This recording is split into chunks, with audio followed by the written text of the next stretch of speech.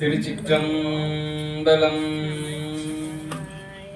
மணிவாசகன் வழிகாண்போம், திருவாசக விழிபூண்போம். வா என்னுள் ஆழ்க. எனக்குள் ஆழ்வதற்கு நீ என்ன பண்ணிட்டே இருக்கணும்?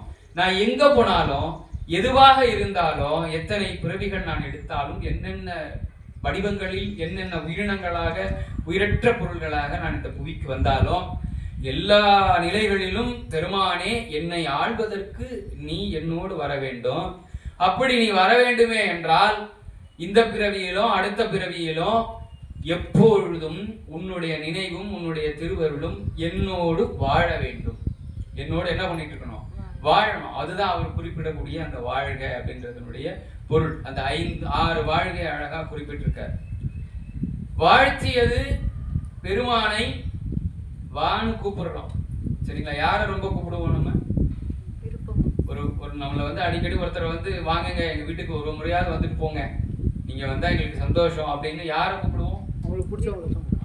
அது பிடித்தவர்கள் அப்படின்றத விட விருப்பம் உள்ளவர்கள் அப்படின்றத விட எப்ப அவங்க உங்களுக்கு பிடித்தவர்களாகவும் விரும்பியவர்களாகவும் மாறுகிறார்கள் என்று பார்த்தோம்னா நம்ம ஒரு விதத்துல அவங்க ஜெயிக்கிறாங்க, நம்ம ஒரு விதத்துல என்ன பண்றாங்க? வெல்கிறார்கள். அவங்க நம்மளை வென்றால்தான் நம்ம என்ன பண்ண முடியும் அப்படின்னு கேட்டா அவங்கள வான்னு அழைக்க முடியும். அவங்க கிட்ட நம்ம தோத்தாதான் அவங்க அன்புக்கு நம்ம ஆட்பட முடியும். அவங்க கிட்ட நம்ம என்ன பண்ணிருக்கணும்? தோற்று இருக்கணும் முதல்ல. அப்ப பெருமானை எதுக்கு கூப்பிடுறோம் அப்படின்னு கேட்டீங்கன்னா, பெருமானை வாழ்க என்று அழைப்பதற்கான காரணம் என்ன அப்படின்னா, அந்த வாழ்க என்பதனுடைய உள்ளார்ந்த தத்துவம் என்னன்னா, பெருமானே நான் உன்னிடம் தோற்றேன், நான் உன்னிடம் தோற்றேன், நீ என்னை வெல்வதற்காக வா, என்னை வெல்வதற்காக வா. நீ என்னை வென்றதால் நான் உன்னிடம் தோற்றேன், நீ என்னை வென்றதால் நான் உன்னை தோற்றேன். அப்ப ஒரு வாட்டி தோத்தாச்சு அப்படின்னா அவரை வாழ்க என்று சொல்வதை தவிர நமக்கு என்ன இருக்காது? வேற ஒரு நிலையை நம்ம நாடி இருக்க முடியாது, வாய்ப்பு கிடையாது. அததான் மணிவாசக பெருமான் அழகா அந்த வாழ்க 6 வாழ்கையில சொல்லி முடிக்கிறார். அப்ப வாழ்கன்னு சொல்லி முடிக்கிற மணிவாசக பெருமான் என்ன சொல்றாரு? அடுத்து ஆரம்பிக்கிறதெல்லாம் என்னது அப்படின்னு கேட்டீங்கன்னா, வெல்க. 5 விதமாக இறைவனை வெல்ல சொல்கிறார். 5 விதமாக இறைவனை தன்னை வெல்ல சொல்கிறார். ஏன் வெல்லணும்? என்னது அப்படின்னா, இந்த வினை இருக்கு பாத்தீங்களா, ரொம்ப கொடுமையானது அப்படின்றது மணிவாசக பெருமானுக்கு நல்லா தெரியும். இந்த வினையின் காரணமாக என்ன பண்றோம் அப்படின்னு கேட்டீங்கன்னா, எவ்வளவுதான் இறைவனுக்கு நெருக்கமாக இருந்தாலும் வினையின் காரணமாக என்ன பண்றோம்? அங்க இருந்து அப்படியே விலகி போறோம். பெருமானே, நான் என்னதான் உன்னை வாழ்த்துக்கிட்டே நான் இங்க நின்றுகிட்டு இருந்தாலும் என்னுடைய வினை என்ன பண்ணும் அப்படின்னா, என்னை இங்க இருந்து அப்படியே தள்ளிவிடும் சாமி. ஆனா அந்த வினையை வெல்லக்கூடிய ஒரே ஒரு ஆள் யார் அப்படின்னு கேட்டா நீதான். அந்த வினையை வென்று என்னை உன்னோட வைத்துக் கொள்ளக்கூடிய தகுதியை முழுமையாக பெற்றவன் யார் அப்படின்னு கேட்டா நீதான். வேற யாராலையும் அதை வெல்ல முடியாது. நம்ம வென்று விட முடியுமா? சாமி இந்த பாரு, இதுல எனக்காக நீ கொடுத்த சோதனையெல்லாம் நான் என்ன பண்ணிட போறேன்? வென்று விடுவேன். வென்று கண்டிப்பா உன் காலில் விழுந்துருவேன் ஐயா, உன்னை விட்டுட்டு நான் அங்கிருந்து நகராம இப்பயான்னா முடியாது. மணிவாசக பெருமான் 658 பாடல்களிலும் யார துணைக்கு கூப்பிடுறாரு? சிவபெருமானை துணைக்கு கூப்பிடுறாரு. பெருமானே நீ வா, நீ வந்தாதான் இது நடக்கும், நீ வந்தாதான் நான் நிற்க முடியும், நீ வந்தாதான் நான் பேச முடியும், நீ வந்தாதான் நான் பாட முடியும், நீ வந்தாதான் உன்னுடைய நினைவாகவே நான் இருக்க முடியும், நீ என்னோடையே இருந்தால்தான் நான் உன்னை நாடி வர முடியும். இல்லைன்னா என்ன பண்ணிக்கிட்டே இருப்பேன்? உன் நினைவு இல்லாத நேரம்ல நான் எங்க போறேன்? உன்னை விட்டு விலகி போறேன். அதுக்கு பாடுறதுதான் திருப்பள்ளி எழுச்சி. பெருமானே, என்னில் இருந்து உன்னுடைய நினைவை உறங்காமல் பார்த்துக்கொள் என்று சொல்வதுதான் திருப்பள்ளி எழுச்சி. எனக்குள்ள இருக்கக்கூடிய உன்னுடைய நினைவை, எனக்குள்ள நீ இருக்க, என்னை நீ ஆட்கொண்டு இருக்க, என்னுடைய நகர்வுகள் எல்லாம் உன்னுடையதுதான் என்பதை நான் புரிந்து கொள்ள வேண்டும் என்பதற்கு தான் திருப்பள்ளி எழுச்சி பாடுறாரு. எப்ப பாடணும் திருப்பள்ளி எழுச்சிய? எப்பவுமே பாடிட்டு காலையில எந்திரிச்சவன் சுப என்ன முகூர்த்தாது? பிரம்ம முகூர்த்தத்துல எழுந்து காலையிலேயே பாடிட்டுங்க. ஏன்? காலையிலேயே சாமி எழுப்பிடணும். சாமி எழுப்புறதுக்கு நம்ம யாரு? சாமிக்கு உறக்கம் ஏது? இறைவன் உறங்குவதும் இல்லை, விழிப்பதும் இல்லை. அவன் எப்போதுமே எப்படி இருக்கிறான்? அவன் போக்கும் வரவும் புணர்வும் இல்லா புண்ணியன், ஒரே நிலையில இருக்கான், எல்லாத்தையும் கவனிச்சுக்கிட்டு இருக்கான். அப்ப திருப்பள்ளி எழுச்சி எப்ப பாடணும்? எப்போதும் பாடணும். அது பாடாத நேரமாவே இருக்கக்கூடாது. அப்படின்னா எனக்கு அந்த அதுல இருக்கக்கூடிய அத்தனை பாடல்களையும் நான் பாடிக்கிட்டே இருந்தா என்னங்க செய்யறது? என் வேலை எப்படிங்க நான் வேலை செய்யறது? எனக்கு உலகியல் வாழ்க்கை இருக்கேன். திருப்பள்ளி எழுச்சியினுடைய உள்ளார்ந்த அர்த்தத்தை உணர்ந்தால் போதும். எப்படி நம்ம சொன்னோம்? ஒட்டுமொத்த திருவாசகத்தினுடைய ஒற்றை வரி எதை சொல்லுது நமக்கு? ஐயன் எனக்கு அருளியவாறு ஆர் பெறுவார் அச்சோவே, அத்தன் எனக்கு அருளியவாறு ஆர் பெறுவார் அச்சோவே, அம்மை எனக்கு அருளியவாறு ஆர் பெறுவார். ஒரு வரிகள் போதும். இந்த ஒரு வரிகள் போதும். இந்த ஒரு வரி அவனிடத்தில் நம்மை சமர்ப்பணம் செய்வதற்கு சமம். அதை சொல்றது எப்படி சொல்லணும்? இன்னைக்கு 3 வாட்டி சொல்லிட்டேங்க, முடிஞ்சது என் வேலை. அப்படி இல்லை. அதுதான் திருப்பள்ளி எழுச்சி அப்படின்றது. எதை வச்சு சொல்றேன் அப்படின்னு கேட்டீங்கன்னா, அந்த திருப்பள்ளி எழுச்சி எப்படி சொல்லணும் அப்படின்னு கேட்டீங்கன்னா, அது நமக்கு என்ன உணர்த்துது? பெருமானே தடுமாறும் பொழுதெல்லாம் நமக்கு தெரியும்ல, இது தப்புன்னு தெரிஞ்சுதான் செய்யறோம். எல்லா விஷயங்களும் சரி கூட நம்ம தெரியாம செய்வோம் சிலது. ஆனா தப்பு, எல்லா தப்பும் தெரிஞ்சுதான் செய்வோம். யாருடைய அறிவுக்கோ தப்பு தெரியாம இல்லை, அது எல்லாருக்கும் தெரிஞ்சுதான் செய்யறோம். ஆனா அந்த தெரிய வரும் பொழுதாவது, பெருமானே இந்த இடத்துல நீ எழுந்திருக்கணும் சாமி, உன்னுடைய நினைவு என் மனசுக்குள்ள என்ன பண்ணிருக்கணும்? விழித்த நிலையில் இருந்திருந்தா இந்த காரியம் நான் செய்யாமல் தடுத்திருப்பேயோ, நான் நகர்ந்து வந்திருப்பேனோ அப்படின்ற அறிவும் தெளிவும் நம்மளுடைய வழியும் நேர்வழியாக மாறிவிட வேண்டுமே. ஆனால் பெருமானுக்காக மணிவாசக பெருமானை நோக்கி திருப்பள்ளி எழுச்சி பாடியது அதற்கு. அவர் அதை உணர்றாரு. என்னது? பெருமானே, நான் எப்போதெல்லாம் உன் நினைவு இல்லாம இருக்கணும் அப்பெல்லாம் என்ன பண்ணிட்டு இருக்கேன்? தூங்கிட்டு இருக்கேன் சாமி. விழித்த நிலையில் நான் இல்லை. நான் விழித்த நிலை, நம்ம எல்லாம் நம்ம திருப்பள்ளி எழுச்சினா நம்ம கண்ணை, இந்த கண்ணை திறக்கிறத தான் யோசிச்சுட்டு இருக்கோம். இந்த கண்ணு இல்லை. அவர் சொல்றதெல்லாம் என்னது? அகக்கண். அந்த அகக்கண்ணு எப்ப திறக்குது எப்ப மூடுதுன்றது யாருக்கு தெரியும்? பெருமானால் ஆட்கொள்ளப்பட்டவர்களுக்கு தான் தெரியும். ஒரு கணம் அது மூடுனா கூட துடிச்சிருவாங்க திறந்தவங்க. திறக்காதவங்களுக்கு அதை பத்தி கவலையே கிடையாது. திறக்காதவங்களுக்கு நமக்குலாம் அதெல்லாம் என்னென்ன தெரிய போறதில்லை. அதனால அது தெரிய வரும் பொழுதுதான் நமக்கு அது புரியும். ஆனால் திறந்தவர்கள், திறந்து அகக்கண்ணால் அந்த இறைவனை கண்டவர்கள், காட்சி கண்டவர்கள், ஒரு கணம் அது மூடுமே ஆனால், ஒரு கணம் அந்த கண் மறைக்கப்படுமே ஆனால் துடித்து போவார்கள். அப்படி துடித்து போய் பாடுறதுதான் திருப்பள்ளி எழுச்சி. அந்த திருப்பள்ளி எழுச்சி ஏன் இங்க இவ்வளவு நேரம் பேசிக்கிட்டு இருக்கேன் அப்படின்னு கேட்டீங்க அப்படின்னா, இந்த வெல்க முழுவதுமே என்னது அப்படின்னு கேட்டீங்கன்னா, பெருமானே என்னை ஒரு நிலையாக வை. இதுல இருந்து நான் என்ன பண்ணிடக்கூடாது? மாறிடக்கூடாது. பெருமான் வா என்று அழைத்தால் வந்து விடுவான். நீங்க வான்னு சொல்லலனாலும் அவன் உள்ளதான் இருக்கான். அப்ப வா அப்படின்னு நான் அழைத்தேன். எதற்கு அழைத்தேன்? அவன் வந்து விட்டான் ஏற்கனவே. எனக்குள் தான் நீ இருக்கிறாய் என்பது எனக்குள் இன்னும் ஆழமாக ஊற ஊற ஊற நீ என்ன பண்ணிட்டே இருக்கு சாமி? ஆழ்கன்னு சாமி.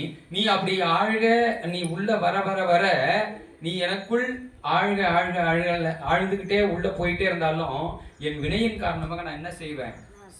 கொஞ்சம் வெளியே போவேன். அப்படி நான் வெளியே போகும் பொழுது, என் நிலை மாறும் பொழுது நீ என்ன செய்ய வேண்டும்? என்னை வெல்ல வேண்டும். அப்படி வரக்கூடிய அந்த நினைவுகளையும், அப்படி வரக்கூடிய என்னுடைய செயல்களையும் நீ மடைமாற்ற வேண்டும். மீண்டும் உன் பக்கமே என்னை இழுத்து பிடிச்சி நிறுத்தணும் சாமி. அதுக்கு நீ என்ன செய்யணும்? வெல்லணும். அப்ப பெருமான் நம்மை நோக்கி வர வேண்டுமே ஆனால் முதலில் நம் மனதில் பெருமானின் நினைவை வரவழைக்க வேண்டும். பெருமான் உள்ள வரணும். அவன் நினைவு உள்ள வந்ததுக்கு அப்புறம், பெருமானே இங்கிருந்து நீ போகாம இருக்கணும்னா நீ என்ன பண்ணிக்கிட்டு இருக்கணும்? வண்டியை அவர் கையில கொடுத்துடணும். வண்டியை அவர் கையில கொடுத்துடணும். அப்படின்னு என்ன அர்த்தம்? தோற்று விட வேண்டும். இந்தாப்பா இது உன் வண்டி, நீ எங்க கொண்டு போய் நிறுத்தணுமோ அங்க நிறுத்து. எவ்வளவு வேகமா ஓட்டணுமோ அவ்வளவு வேகமா ஓட்டு. எவ்வளவு பொறுமையா போகணுமோ அவ்வளவு பொறுமையா போ. எல்லாம் உன்னுடைய விருப்பம்னு சொல்லிட்டு அதில் தலையிடாமல் நாம் தள்ளி நிற்பதற்கு பெயர் தான் சமர்ப்பணம். அது செய்யாம எல்லா வேலையும் நம்ம செஞ்சுட்டு சாமிக்கு என்ன நான் சமர்ப்பணம் செஞ்சுட்டேன் அப்படின்னு சொல்றது இல்ல, பொருந்தவே பொருந்தாது. அப்ப பெருமான் என்ன சொல்ல வர்றாரு? மாணிக்க வாசக பெருமான் 5 விதமான வெள்ளியை இங்க பதிவிடுறாரு. என்னென்னது அப்படின்னு பாத்தீங்கன்னா, வேகம் கெடுத்தாண்ட வேந்தனடி வெல்க, பிறப்பருக்கும் பிஞ்சகந்தன் பெய்கழல்கள் வெல்க, புறத்தார்க்கு சேயோன் தன் பூங்கழல்கள் வெல்க, கரங்குவிவார் உள்மகிழும் கோன்கழல்கள் வெல்க, சிறங்குவிவார் ஓங்குவிக்கும் சீரோன் கடல்கள் வெல்க. வேகம் கெடுத்தாண்ட வேந்தனடி வெல்க. முதல்ல அவன் நம்மை வெற்றி பெற வேண்டுமே ஆனால், நாம் தோற்க வேண்டுமே ஆனால் என்ன செய்யணும்? ஒரு ஓட்டப்பந்தயம் போயிட்டு இருக்கு, என் நண்பன் என் கூடயே ஓடிக்கிட்டு இருக்கான், நான் நினைக்கிறேன் அவன் நல்லவன்பா, அவன் தான் ஜெயிக்கணும் அப்படின்னு நினைக்கிறேன். நான் என்ன பண்ணுவேன்? ஸ்லோவா ஓட ஆரம்பிச்சிருவேன். நல்லா புரிஞ்சுக்கங்க, அந்த ஓடுறது என்பது செயல். அதற்கு முன்னாடி ஒண்ணு நடந்தது பாருங்க, என்னது? அந்த சிந்தனை வந்ததுல. என்ன சிந்தனை? நான் தான் ஜெயிக்கணும்னு ஓடிட்டு இருக்க எனக்கு இல்ல இல்ல அவனுக்கு அந்த பதக்கம் கிடைச்சா உபயோகமா இருக்கும்ன்ற சிந்தனை வருது பாத்தீங்களா? அதுதான் வேகம் கெடுவது. அதற்கு பேர் தான் என்னது அப்படின்னு கேட்டீங்கன்னா, என்னது அப்படின்னு கேட்டீங்கன்னா, வேகம் கெடுவது என்பது எல்லாத்தையும் நம்ம பிரதானப்படுத்தாமல், எல்லா விஷயங்களிலும் நம்மையே பிரதானப்படுத்தி நம்மையே முன்னிறுத்தி நிற்காம, இதை நடத்துகின்றவன் ஒருவன், அவன் நடத்துறது தான் இங்க நடக்குது அப்படின்ற அறிவு நமக்கு வர வேண்டும். வர்றது தான் என்னது அப்படின்னு கேட்டீங்கன்னா வேகம் கெடுத்தல். எல்லாருமே என்ன பண்ணிக்கிட்டு இருக்கோம்? எந்த செயலை செஞ்சாலும் நான் செய்யறேங்க, என்னோடதுங்க, இதை பண்ணிட்டேங்க, அதை செஞ்சுட்டேங்க, இதை செஞ்சுட்டேங்க அப்படின்னு தான் நம்ம சொல்றோம். சரி, உலகியல் வாழ்க்கையில இயல்பு, அங்க சொல்ல வேண்டிய கட்டாயம் சொல்லியே தீரும், வேற வழி கிடையாது. இல்லைன்னா காரை நிறுத்திட்டு உள்ள வர முடியாது. எந்தியா போய் ஆடுவோம், வெளியே நிறுத்திட்டு உள்ள வந்தோம்னா அப்ப அது எனது உலகன்றதுக்கு பேர் போட்டுக்க வேண்டியதா இருக்குது. எனதுன்னு சொல்லி ஒரு பக்கத்துல இன்னொரு போட்டோ எடுத்துக்க வேண்டியதா இருக்கு, எல்லாமே செய்ய வேண்டியது இருக்குது. உலகியல் வாழ்க்கையில இது இயல்பு, இப்படி விதி இருக்குது, அதுபடி நம்ம வாழ்றோம். ஆனா என்னைக்கு இறைவனை உணர்ந்தோமோ என்று இறைவன் திருநாமம் நம் இந்த வாயாலையும் நம்மளால சொல்ல முடிஞ்சதோ, என்னைக்கு திருவாசகம் தீண்டினோமோ, திருவாசகம் என்று நம்மை தீண்டியதோ, அப்படியே என்ன அறிவு வரணும் அப்படின்னு கேட்டீங்கன்னா, இங்க எதுவும் எனது இல்லை, இங்க எதுவும் எனது இல்லை, இங்க நடப்பதெல்லாம் எதுவும் எனது கிடையாது. நான் எவ்வளவு பெரிய ஞானியாக இருந்தாலும், எவ்வளவு பெரிய வேதத்தை கரைத்து குடித்தவனாக இருந்தாலும், அத்தனையும் அப்படியே நம்ம பேசுற பேச்சு 1000 பேரை மடைமாற்றுவதாக இருந்தாலும், அங்கிருந்து வர்றதெல்லாம் யாருது கிடையாது, எனது இல்லைன்ற அறிவு வேண்டும். அப்ப அது எப்ப வரும் அப்படின்னு கேட்டீங்கன்னா, இறைவன் நமக்குள் இருந்து அந்த வேகத்தை கெடுக்கிறான். சாமி, நான் தவம் இருந்தேங்க, போய் உட்கார்ந்து அப்படியே இனி அப்படி செய்யக்கூடாது அப்படின்னு தவம் இருந்தேன், வாய்ப்பு இருக்கா அப்படின்னா இல்ல. பெருமான் என்ன பண்றாரா, இந்த உயிரினுடைய வேகத்தை கெடுத்து இந்த உயிரை இதற்காக இந்த வேகத்தில் நான் பயன்படுத்த போகிறேன் அப்படின்னு அவர் முடிவு செய்கிறார். அப்படி முடிவு செய்ததுனால தான் மணிவாசக பெருமான் வாதவூரனாக திருப்பெருந்துறை வழியாக வரும் பொழுது அவன் வேகத்தை கெடுத்து அதுக்கப்புறம் என்ன பண்றாரு, தடுத்தாட்கொண்டு அவர் மூலமா நமக்கு இங்க இந்த உலகத்துக்கு என்ன தரணுமோ அதை கொடுப்பதற்கு அவரை ஆயத்தம் செய்கிறார் சிவபெருமான். அதுதான் மணிவாசக பெருமான் புரிந்து கொண்டு முதல் மணி வார்த்தையாக பதிவிடுகிறார், வேகம் கெடுத்து ஆண்ட வேந்த நடி வெல்க. இறைபக்தியோட வாழ்ந்தவங்க தான் மணிவாசக பெருமான் தான். நம்ம அளவுக்குலாம் இருந்திருக்க மாட்டாங்க. நம்மலாம் என்னது, டைம் வெள்ளிக்கிழமைனா போவங்க, பிரதோஷம்னா போவங்க, பௌர்ணமினா போவங்க, ஏதாவது விசேஷ நாள்னா போவங்க. அவங்கெல்லாம் அப்படி வாழ்ந்தவங்க கிடையாது. அவங்களுடைய காலகட்டத்துல எல்லாம் கண்டிப்பா அதுப்பேற்பட்ட நினைப்புலாம் இருந்திருக்காது. அவங்க சதா சிவநினைவுல தான் இருந்திருப்பாங்க. ஆனா அதுவே அவங்களுக்கு எல்லாம் பத்தலை, அதே பத்தலைன்னு சொல்லிட்டு புலம்புறாங்க. அந்த இடைப்பட்ட அந்த கொஞ்ச நேரம் அந்த வேலை விஷயமா ஏதாவது செய்யறதையோ அதையும் மற்றதையோ என்ன பண்றாங்க, ரொம்ப நம்ம பாழ் செய்து விட்டோம், அந்த காலத்தெல்லாம் என்ன பண்ணிட்டோம், பாழுக்கு இறைத்தேன் பரம்பரனை பணியாதே அப்படின்னு சொல்லி மணிவாசக பெருமான் புலம்புகிறார் இல்லையா? அப்படி நம்ம மணிவாசக பெருமானுடைய சிந்தனைகள் எல்லாம் அப்படி இருந்திருக்கு. அப்படி இருந்த மணிவாசக பெருமான் அழகா வார்த்தை உதிக்கிறார், வேகம் கெடுத்தாண்ட வேந்தனடி வெல்க. அப்ப இந்த வேகம் என்பது இதுவரை நான் இந்த பிறவியில் எதனால இதெல்லாம் நடந்துட்டு இருக்குன்றத புரியாம இருந்தேன் ஐயா. இது வரைக்கும் எதனால இதெல்லாம் இப்படி நடக்குது, நல்லது நடந்தாலும் சரி கெட்டது நடந்தாலும் சரி புரியாமலேயே நல்லது நடக்கும் பொழுது நான் என்ன சொல்லிக்கிட்டேன், இதை நான் தான் செஞ்சேன் அப்படின்னு எல்லாருக்கிட்டையும் சொன்னேன். ஐயா இப்ப ஏற்பட்ட சாதனை நான் தான் ஏன் பண்ணேன் இதை அப்படின்னு எல்லாருக்கிட்டையும் சொன்னேன். சோதனை வரும்போது, துன்பங்கள் வரும் பொழுது, கஷ்டங்கள் வரும் பொழுது அவனாலதான் இது நடந்ததுன்னு சொல்லிட்டு இன்னொருத்தனை கை காட்டுனேன். அது நம்ம கூட நாம இருக்கலாம், நம்ம போய் நின்றுட்டு வணங்குற அவனாவும் இருக்கலாம். இந்த இவன் பாரியா என்ன பண்ணிட்டான் பாரியா, வாரம் கோயிலுக்கு வந்தா என்ன வேலையை செஞ்சு வச்சிருக்கான் பாரு அப்படின்னு சொன்னது உண்டு இல்லையா? அப்ப வரைக்கும் நமக்கு என்ன கிடையாது அப்படின்னு கேட்டீங்கன்னா, அந்த வேகம் தடுத்து நிறுத்தப்படவில்லை. ஒரு வேகமான சாலை ஒண்ணு இருக்குது, அங்க ஒரு வேக தடை வைக்கிறாங்க. எதுக்கு வேக தடை வைக்கிறாங்க? ஏதோ ஒரு காரணம் இருக்கு இல்லையா? அந்த காரணம் நடக்காம இருக்கிறதுக்காக என்னையா விபத்து நடக்காம இருக்காங்க. ஏதாவது ஒரு பள்ளி இருக்கலாம், இல்ல ஒரு வீடு சம்பந்தமா ஹாஸ்பிட்டல்கள் நிறைந்த இடமாக இருக்கலாம், குடியிருப்புகள் நிறைந்த இடமாக இருக்கலாம், இல்ல வயதானவங்க யாராவது அங்க வரவங்களா இருக்கலாம், அந்த சாலை வழியா போறவங்க நடந்து போறவங்க நிறைய இருக்கலாம், இல்ல ஏதாவது வனவிலங்குகள் வசிக்கின்ற இடமாக இருக்கும். அப்ப அந்த மாதிரி இடத்துல எல்லாம் என்ன பண்றாங்க அப்படின்னு கேட்டீங்கன்னா, நம்ம வேகத்தை தடுத்து நிறுத்த சொல்றாங்க. ஏன் இவ்வளவு நேரம் பறந்து வந்த கொஞ்சம் தூரமாவது என்ன பண்ணிட்டு போ, பொறுமையா போ சாமி அப்படின்னு சொல்றாங்க. எதற்கு? அந்த எல்லைக்கு போகும்போதுதான் அந்த ஸ்பீட் பிரேக் நம்ம கண்ணுக்கு தெரியுது. அப்படி ஒவ்வொரு பிறப்பிலும் இறைவன் என்ன பண்ணிக்கிட்டே வராரு, நம்மை தொடர்ந்து பார்த்துக்கிட்டே வராரு. பார்த்துக்கிட்டு அந்த எல்லை வரும்பொழுது நமக்கு ஒரு வேகத்தடையை கொடுக்கிறார் இறைவன். வேகத்தடையை கொடுத்து வேகம் கெடுத்து ஆண்ட வேந்த நடிவரில்லை. அந்த நம்மளுடைய வேகத்தை கெடுக்கக்கூடியவன் யார் அப்படின்னு கேட்டா இறைவன். நல்லா புரிஞ்சுக்கணும். அந்த வேகம், வண்டி ஓடிக்கிட்டு இருக்கோம், ஒரு ஸ்பீட் பிரேக் இருக்குது, பிரேக் யார் அழுத்துறா? நான் தான் அழுத்துறேன். ஏன் அழுத்துனேன்? முன்னாடி வேகத்தடை இருக்குது, போட்டவன் யாரு? வேறவங்க. அந்த வேகத்தடைய நான் வேகத்தை குறைக்கணும்ன்றதுக்காக என்ன பண்ணிருக்கான், இன்னொருத்தன் அதை போட்டு என்னை தடுக்கிறான். அப்படித்தான் இறைவன் என்ன பண்றாரு, இந்த உலக உயிர்களை எல்லாம் இந்த நான் என்ற ஆணவத்தோடு திரிகின்ற, நான் என்ற ஆணவ மலத்தோடு திரிகின்ற, ஆணவம் கண்மம் மாயை என்ற மும்மலங்களோடு திரிகின்ற உயிர்களை தடுத்து ஆட்கொள்வதற்காக பெருமான் என்ன செய்யறாரு, வேகத்தை கெடுக்கிறார். வேகம் கெடுத்து ஆண்ட வேந்தன் அடி வெல்க. வேந்தன் வேகம் கெடுத்து ஆண்ட, வேகத்தை என்ன பண்றாரு, கெடுப்பது. அப்படின்னா இவ்வளவு நாள் என்ன பண்ணிட்டு இருந்தாரு, கெடுக்கிறதுக்கு முன்னாடி வரைக்கும் என்ன பண்ணிட்டு இருந்தாரு, கொடுத்துட்டு இருந்தாரு. வேகத்தை கொடுத்துட்டு இருந்தாரு அந்த உயிருக்கு. அந்த வேகம் அவரால் கொடுக்கப்பட்டிருந்தான். அப்படிதான் ஓடிக்கிட்டே இருக்கு அந்த உயிர். அந்த கொடுத்த வேகத்தை என்ன செய்யறாரா இறைவன், கெடுக்கிறார் அப்படின்னா அதனுடைய நிலையில் இருந்து அதை தாழ்த்துகிறார். போதும், இதுக்கு மேல அவனை இப்படி ஓட விடக்கூடாது, என்ன பண்ணணும், நிறுத்தி பொறுமையா அவனை யோசிக்க வைக்கணும் அப்படின்னு சொல்லிட்டு வேகம் கெடுத்து ஆண்ட. எப்ப என்னுடைய வேகம் இறைவனால் கெடுக்கப்படுகிறதோ அப்ப இறைவன் என்னை ஆட்கொள்கிறான் அப்படின்றது பொருள். அவன் என்ன செய்யறான், என்ன ஆட்கொள்றான்.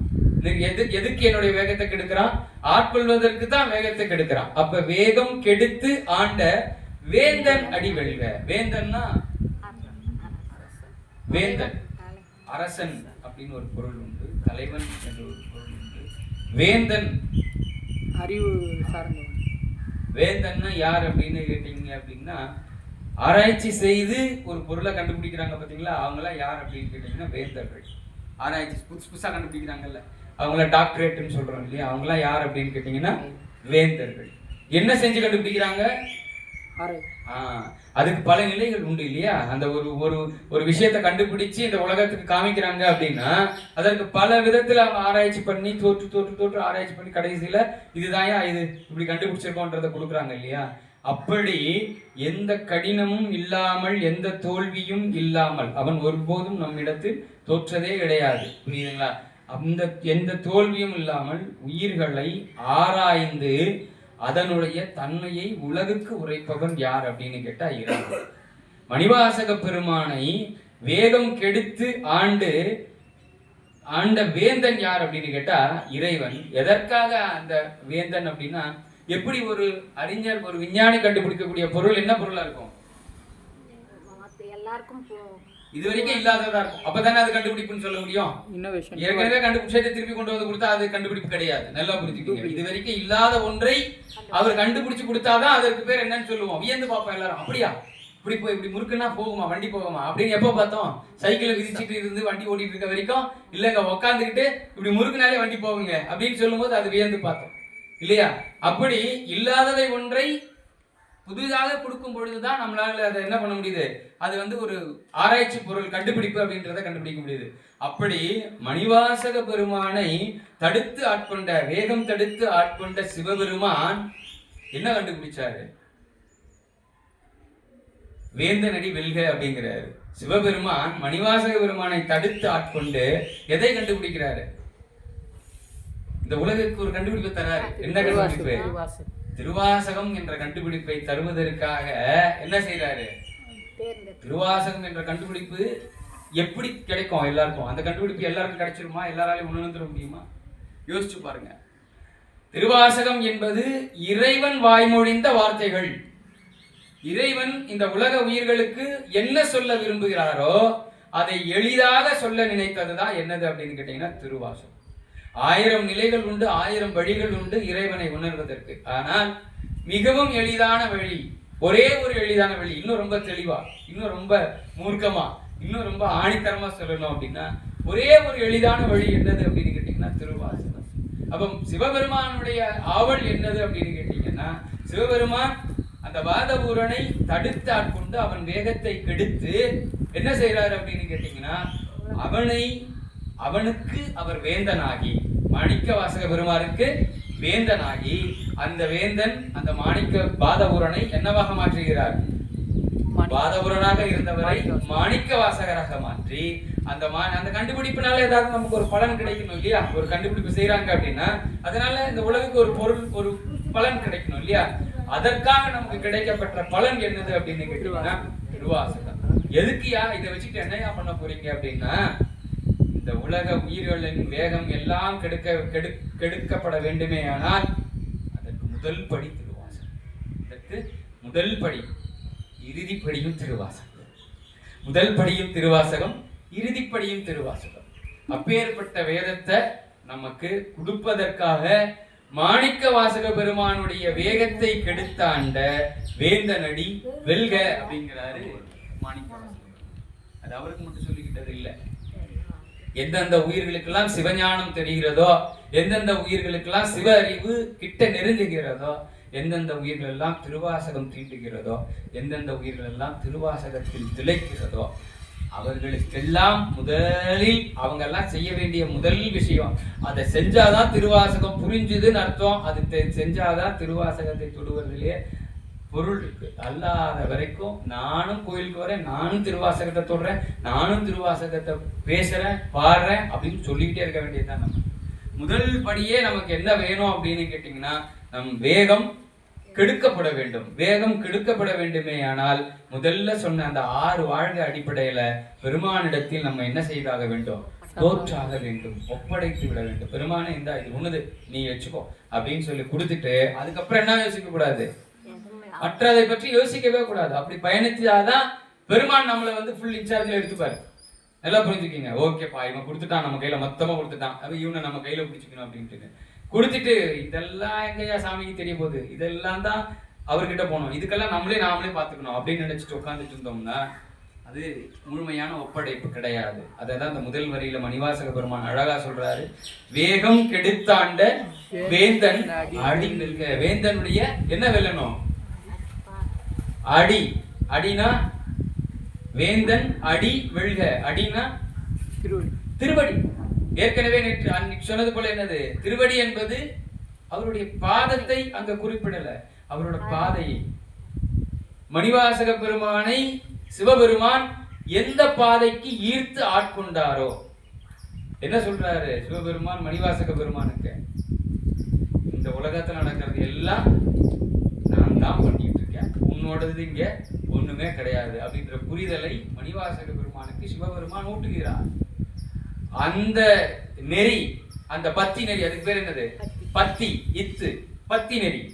அந்த பத்தி நெறி தான் என்னது அப்படின்னு கேட்டீங்கன்னா அடி. பத்தி நெறிதான் என்னது? அடியா. பெருமான் சொன்ன வாக்குதான் திருவடி. பெருமான் சொன்ன வாக்குதான் அவனுடைய திருவடி. அதுதான் சென்னி மீது சுமக்கணும். அப்ப வேகம் கெடுத்தாண்ட வேந்தன் அடி வெல்க. என்ன ஆயிடணும்? கண்டிப்பா அது வென்று விட வேண்டும். எப்ப நான் அதை வெல்ல விடாது என்னுடைய முயற்சிகள் இருந்தாலும் அது என்ன செய்யணும்? என்னை வென்றே தீர வேண்டும் அப்படின்னு மணிவாசக பெருமான் அந்த வரியின் மூலமாக சொல்றார். பிறப்பருக்கும் பிஞ்சகந்தன் பெய்கழல்கள், பிறப்பருக்கும் பிஞ்சகந்தன் பெய்கழல்கள் வெல்க. முதல்ல என்ன சொல்லிட்டாரு? வேகம் கெடுத்தாண்ட வேந்தனடி வெல்க. இப்ப வேகம் கெடுத்தாண்ட அப்படின்னா முதல்ல இது எனது இல்ல சாமின்னு சொல்லிட்டு போய் நிக்கணும். நம்மளோட கொள்கையெல்லாம் என்னது அப்படின்னா, கொஞ்சம் இறைவனை உணர்ந்துட்டாலே என்ன சொல்லிடுவோம்? இதை செய்தால் முக்தி அடைஞ்சிடலாம், இதை செஞ்சா ஞான நெறியில இது கிடைக்கும், இது செஞ்சா யோகத்துல இது கிடைக்கும், இது செஞ்சா போகத்துல இது கிடைக்கும், நம்மளே என்ன பண்ணிப்போம், ஒரு லிஸ்ட் போட்டு. ஆனா எதையும் நம்மால் செய்ய முடியாது அப்படின்றத நமக்கு தெளிவா புரிய வைக்கிறது தான் என்னது அப்படின்னா முதல் வரி, வேகம் கெடுத்தாண்ட வேதனடி விழுக. இது புரிஞ்சுதுன்னா அடுத்தது நமக்கு புரியும். என்னது? பிறப்பருக்கும் பிஞ்சகந்தன் பெய்கழல்கள் விழுக. பிறப்பருக்கும் அப்படின்னா இந்த பிறவியை அறுப்பது. அவ பிறவி என்ற ஒன்று அறாத வரையில், பிறவி என்ற ஒன்றை அறாத வரையில் நம்ம என்ன ஆகிட்டே இருக்க போறோம்? எங்க இருந்துங்க வந்தோம்? இறைவன் திருவடி துகள்ல இருந்து பிரிந்து வந்த நாம் எத்தனையோ பிறவிகள் எங்கெங்கோ பிறந்து எல்லா பிறவிகளிலும் அந்த உயிர்களுக்குரிய அந்த தத்துவங்கள்ல மூழ்கி, எல்லா உயிர்களும் சாந்தமான உயிர்கள் இல்லையா? எல்லா உயிர்களும் விகாரமான உயிர்களும் கிடையாது, ரொம்ப மூர்க்கமான உயிர்களும் கிடையாது. அப்ப எல்லா நிலைகளையும் கடந்திருக்கும். அதுதான் மணிவாசக பெருமான் சிவபுராணத்துல சொல்றது. புல்லாகி பூடாய் புழுவாகி பல நிலைகளை அவர் சொல்றதுக்கு காரணம் என்ன அப்படின்னா, அத்தனை தன்மையுள்ள உயிர்நிலைகளையும் ஒவ்வொரு உயிரும் எடுக்கிறது. அந்த பிறவிகளுடைய ஒவ்வொரு பிறவி எடுக்கும் போதும் பெருமான் என்ன பண்றாரு? அந்த உயிர்களுக்கு அந்த நிலையை ஊட்டுகிறார் அப்படின்னு சொல்றாரு. பிறப்பருக்கும் பிஞ்சகந்தன் பெய்கழல்கள் விழுக. அப்பேற்பட்ட பிறவிகளை அறுக்கக்கூடிய ஒரே ஒரு ஆள் யார்? அப்பேற்பட்ட பிறவிகளை என்னிடம் இருந்து பிரிக்கக்கூடிய ஆள். அந்த பிறவிகளை நான் இனிமே எடுக்காமல் இருப்பதற்கு, தடுப்பதற்கு. அப்ப மீண்டும் பிறக்காமல் இருக்க வேண்டுமே. ஆனால் இறைவன் எனக்கு என்ன நிலையை தரணும் அப்படின்னு கேட்டீங்கன்னா, இரவா நிலையை தந்தால்தான் நான் பிறவாமல் இருக்க முடியும். ஒவ்வொரு முறை நான் இறக்கும் போதும் பிறப்பு உண்டு அப்படி என்பதுதான் பொருள். அப்ப பிறப்பறுக்கும் அப்படின்னா என்ன அர்த்தம்னா, பிறப்பு அறுத்தல் அப்படின்னா இரவா நிலையை தருவது. இரவா நிலையை தருவது. மணிவாசக பெருமான் எப்படி போனாரு? இரவாது இருந்தவாறே போய் மணிவாசக பெருமான் சிவபெருமான இடத்துல போயிட்டு என்ன பண்ணிட்டாரு? தஞ்சம் போயிட்டாரு, உள்ள புகுந்துட்டாரு. புரியுதுங்களா? அப்ப அந்த தன்மைக்கு ஒரு உயிரை மாற்றக்கூடிய வல்லவன் யார் அப்படின்னு கேட்டா இறைவன். அப்ப பிறப்பருக்கும் பிஞ்சகந்தன் பெய்கழல்கள் விழுக. அப்ப இந்த பிறப்பு அறுக்கப்பட வேண்டுமே. ஆனால் யாரால இதை செய்ய முடியும் அப்படின்னு கேட்டீங்கன்னா, சிவபெருமானால தான் இதை செய்ய முடியும். எப்போ அதை அவர் நமக்கு தருவார் அப்படின்னு கேட்டா, ஒரு பையனுக்கு பைக் வாங்கி தருவோம். எப்ப தருவோம்? அதற்குரிய நிலையை அவன் அடைந்தால்தான்.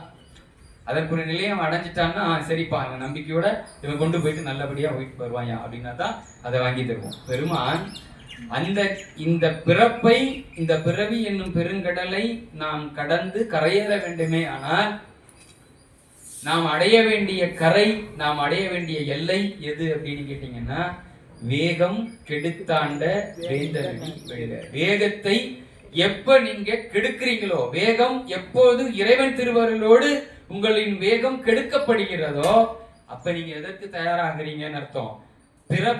பிறப்பு, உங்களுடைய பிறப்பை அறுப்பதற்காக இறைவன் உங்களை தயார்படுத்திக் கொண்டிருக்கிறார் அப்படின்றது. இந்த பிறவியில அருந்தரும் சொல்ல வரல, நல்லா புரிஞ்சுக்கணும். ஆனா அந்த எல்லைக்கு நீங்க என்ன பண்ணிட்டீங்க, வந்துட்டீங்க அப்படின்றது அர்த்தம். புரியுதுங்களா? அப்ப பிறப்பருக்கும் பிஞ்சகன், அழகா சொல்றாரு பாருங்க. பிறப்பருக்கும் பிஞ்சகன்.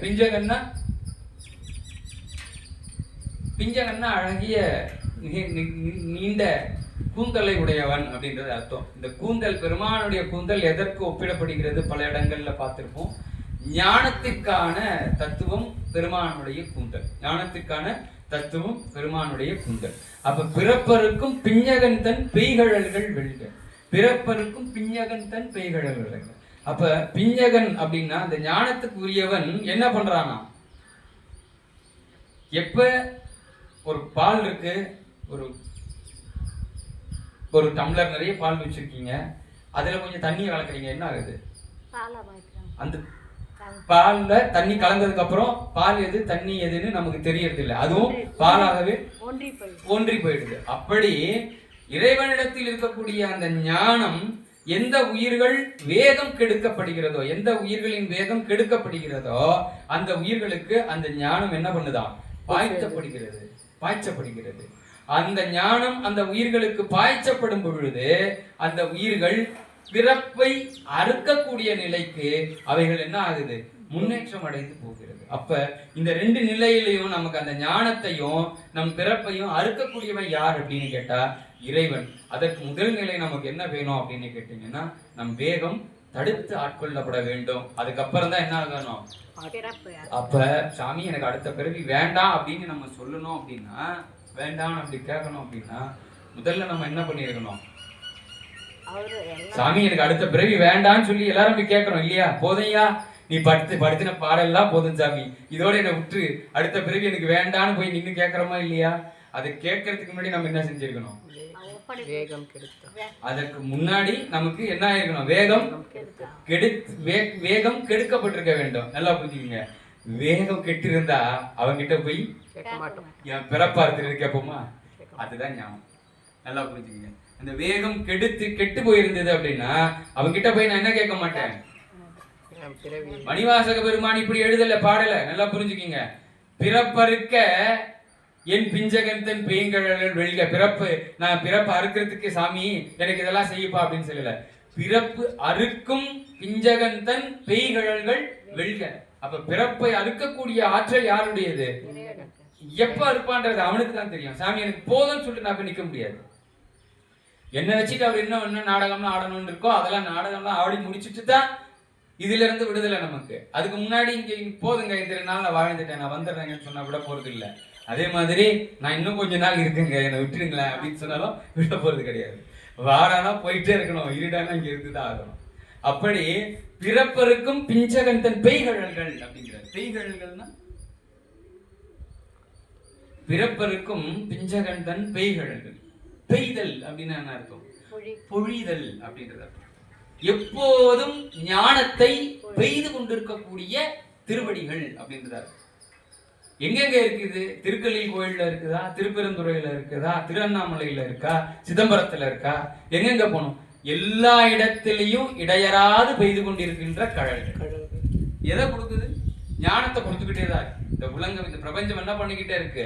எல்லா உயிர்களுக்கும் ஞானத்தை அள்ளி அள்ளி தராரு. ஒவ்வொரு நாளும் நம்ம கண்ணுக்கு முன்னாடி காண்கின்ற காட்சிகள் பல. ஆனா நமக்கு எது செட் ஆகுதோ, நமக்கு எது ஒத்து போகுதோ, நம்ம எது மேன்மைப்படுத்துகிறதோ அது பக்கம்தான் இந்த கண்ணு போகும். இந்த ஊனக்கண்ணோட வேலையே அதுதான். ஞானக்கண் எப்ப திறக்கிறதோ அப்ப இந்த ஊனக்கண்ணுக்கு வேலை கிடையாது. புரியுதுங்களா? அவர் என்ன அழகா சொல்றாரு பாருங்க. பிறப்பருக்கும் பிஞ்சகன் தன் பெய்கழல்கள் வெல்க.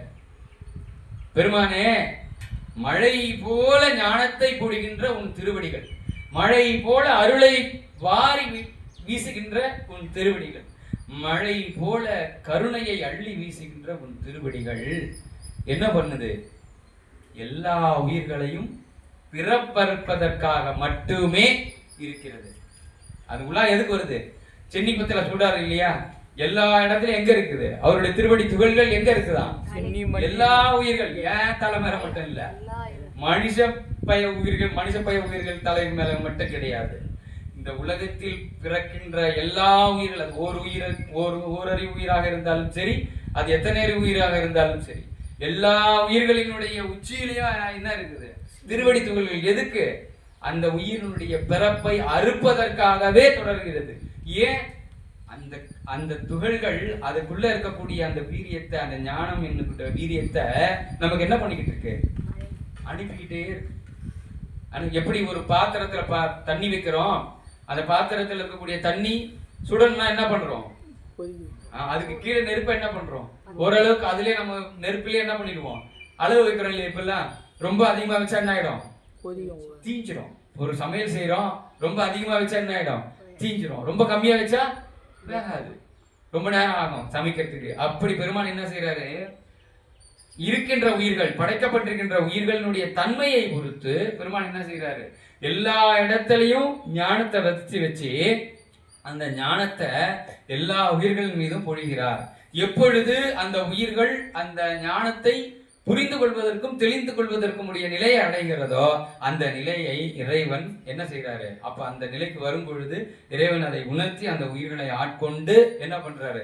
அதை பிறப்பறுப்பதற்கான வழியில் பயணம் செய்ய வைக்கிறார். இவங்க பயணம் பண்ண முடியாது. அவர் என்ன பண்றாரு, இதான் அவன் ரூட், போ இப்படி போ அப்படின்னு சொல்லி மாத்தி விடுறாரு. இந்த 2 வரிகளை பாருங்க.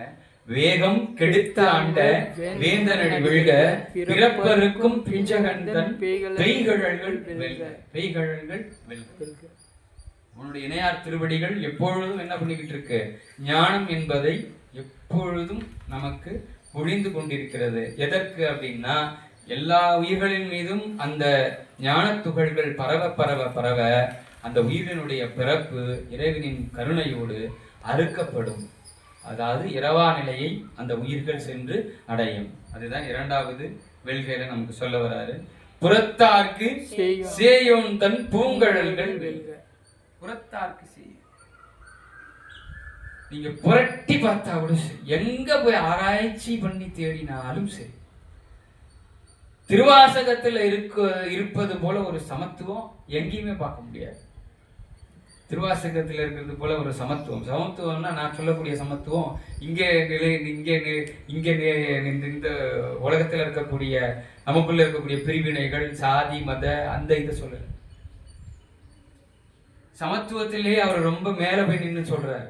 என்னது அப்படின்னு கேட்டீங்கன்னா, பெருமான் தன்னிடம் வந்து தன்னை வணங்குவோருக்கு அல்லது தன்னை பற்றி பேசுவோருக்கும் தன்னை பற்றி புகழ்வோருக்கும் தனக்கு ஆலயங்கள் எழுப்புவோருக்கும் தனக்கு பூசணைகள் செய்வோருக்கும் தனக்கு வேள்விகள் செய்வோருக்கும் மட்டும் கருணை புரிபவர் அல்ல.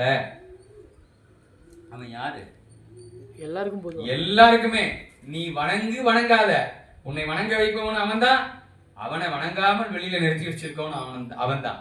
அப்படி எல்லா உயிர்களையும் இப்படி நீங்க எங்க தேடினாலும் வரிகள் உங்களால கண்டுபிடிச்சு சொல்லவே முடியாது. ஏன் அப்படின்னா, மணிவாசக பெருமான் மூலமாக இறைவன் சொல்ல வந்தது என்னது அப்படின்னா, இந்த உலகுக்கு உண்மையை மட்டும் சொல்றேன் அப்படிங்கிற. நான் யாருன்ற உண்மையை நான் சொல்லணும்பா. ஒவ்வொருத்தர் ஒரு மாதிரி நினைச்சுக்கிட்டு இருக்காங்க, ஒவ்வொருத்தர் ஒரு ஒரு ப்ரொசீஜர்ல போயிட்டு இருக்காங்க. ஆனா நான் யாருன்றது இந்த உலகத்துக்கு நான் தெளிவா சொல்ல விரும்புறேன். அது எப்படி சொல்லணும்? உன்ன மாதிரியே ஒருத்தனை வச்சு சொன்னாதான் உன்ன மாதிரி இருக்கவன்லாம் அதை கேட்பான். நான் வேற விதமா சொன்னேன்னா, இதுக்கு ஏதோ பெருசா படிக்கணும் போல், இதுக்கு வேற மாதிரி பிறப்பு எடுத்து வரணும் போல் இருக்கு. உன்ன மாதிரியே சாதாரணமான ஒரு மனித பிறவியில இருக்கக்கூடிய ஒரு ஆள் மூலமா சொன்னா இந்த மனுஷன்லாம் என்ன பண்ணுவான்? நம்மள மாதிரி இருந்தவன் தானே, அவன் இதெல்லாம் சொல்லியிருக்கானேன்னு கேட்பான். அப்ப யோசிச்சு பாருங்க. புறத்தார்க்கு சேயோன் தன் பூங்கழல்கள் வெல்க. புறத்தார்க்கு சேயோன், புறத்தார்னா வெளியில இறைவனை நினையாதவர்கள், இறைவனை பற்றி நினைவு இல்லாதவர்கள், இறைவன் இல்லை என்பவர்கள், இவன் இறைவன் இல்லை என்பவர்கள். இவன் இல்லைங்க இறைவன், இறைவன்ற இன்னொருத்தன் அப்படின்னு சொல்றவங்க, இறைவனே இல்லைன்றவங்க. அந்த அப்படி இறைவன் இருக்குனாலும் அந்த நேரத்துக்கு மட்டும்தான் நான் சாமி கும்பிடுவேன், மற்ற நேரத்துல எல்லாம் நான் இறைவனை பற்றி சிந்திக்க மாட்டேன்றவங்க. இவங்கெல்லாம் யார் அப்படின்னு கேட்டா புறத்தார். இவங்க மட்டும் புறத்தார் கிடையாது, நல்லா புரிஞ்சுக்கணும். அத்தனை தெளிவு பெற்றிருந்தும் யோகத்துல போகம் தேன்னா அவங்களும் புறத்தார் தான். அவங்க இவங்களெல்லாம் விட ரொம்ப தூரத்துல இருக்கவங்கன்னு அர்த்தம். இவங்களாவது கொஞ்சம் கிட்ட இருக்காங்கன்னு அர்த்தம், அவங்க எங்கேயோ இருக்காங்கன்னு அர்த்தம். புரியுது? யோக நிலையை உணர்ந்தவர்கள் போகத்தை நோக்கி பயணிப்பார்களே ஆனால் அவர்கள் தான் முதன்மை புறத்தார்கள். புறத்தாருக்கு சேயோன் அப்படிங்கிறாரு. சேயோன் அப்படின்னா புறத்தாருக்கு சேயோன். சேயோன்னா அவனும் ரொம்ப தூரத்துல இருக்கான்னு அர்த்தம். ஏன் அவங்க கண்ணு நல்லா புரிஞ்சுக்கணும். ஐயா, எனக்கு தெரிய வச்சவன் தான் உனக்கு தெரியாம வச்சிருக்கான். எனக்கு எப்படி தெரிஞ்சது? கிட்ட வந்துட்டான் தெரிஞ்சது. நல்லா புரிஞ்சுக்கோங்க. எனக்கும் அவன் தூரம் என்ன தெரியாது, எனக்கு கிட்ட வந்துட்டான் தெரிஞ்சது. அவனுக்கு இன்னும் தூரம் நிற்கிறான் தெரியல, அவ்வளவுதான். 2 வார்த்தை ரொம்ப எவ்வளவு எளிதா சொல்றாரு பாருங்க. புறத்தாருக்கு சேயம், புறத்தார் அவனை நீ திட்டாத அப்படிங்கிறார். ஏன்? பெருமான் கிட்ட வந்தாதானே அவன் கண்ணுக்கு தெரியும். பெருமான் எங்க இருக்காரு? ரொம்ப தூரத்துல இருக்காரு. ஏன்? அவனுக்கு இன்னும் நாள் வரல, அவன் இன்னும் அந்த நிலையே அந்த பதத்தை அடையல. அந்த பதத்தை அடையும் போது நல்லா யோசிச்சு பாருங்க. அடுத்த வார்த்தையை கவனிக்கணும். புறத்தாருக்கு சேயும் தன் பூங்கழல்கள் வெல்கவா. நான் வணங்குறேன், நான் உன்னை என்னன்னு சொல்லலாம், உன்னுடைய திருவடி பூங்கழல்கள் சொல்லலாம். ஆனா நல்லா யோசிச்சு பாருங்க. புறத்தாருக்கு சேயோன் தன் பூங்கழல்கள் வெல்க. அவனுக்கு இந்த புறத்தாருக்கு பெருமானுடைய சேவடி எப்பேற்பட்ட சேவடினா பூங்கழல்கள். பூன்னா எப்படி இருக்கும்? மென்மையானது. அவன் என்ன வணங்கலையா, அதனால என்ன பண்ண போறேன், முள்ளா மாதிரி குத்த போறேன்னு குத்துமான்னு கேட்டா கிடையாதான். அவனையும் அவனுடைய வேலை என்னவோ அதை செய்ய வைக்கணும். அவனுக்கு என்ன வேலை கொடுத்திருக்காரோ சாமி அதை செய்ய வைக்கணும். புறத்தார்க்கு சேயோன் தன் பூங்கழல்கள். இதுல 2 தத்துவம் ரொம்ப முக்கியமான விஷயங்கள் அடங்கி இருக்கு. முதல்ல வேகம் கிடைத்தால்தான் நமக்கு என்ன கிடைக்கும்? ஞானம் கிடைக்கும். இந்த ஞானம் கிடைக்கும் பொழுதுதான் நான் உள்ள வந்துட்டேனா இன்னும் வெளியே நிக்கிறேனான்னு தெரியும். நல்லா புரிஞ்சுக்கணும். நான் உள்ள வந்துட்டேனா இன்னும் வெளியே நிக்கிறேன். இந்த ஞானம் என்ற அந்த நிலையை நான் பெறும் பொழுதுதான் நான் கொஞ்சம் எல்லாம் தெரிஞ்சுக்கிட்டு ஞானின்னு சொல்கிறது தப்பு கிடையாது. புரியுதா?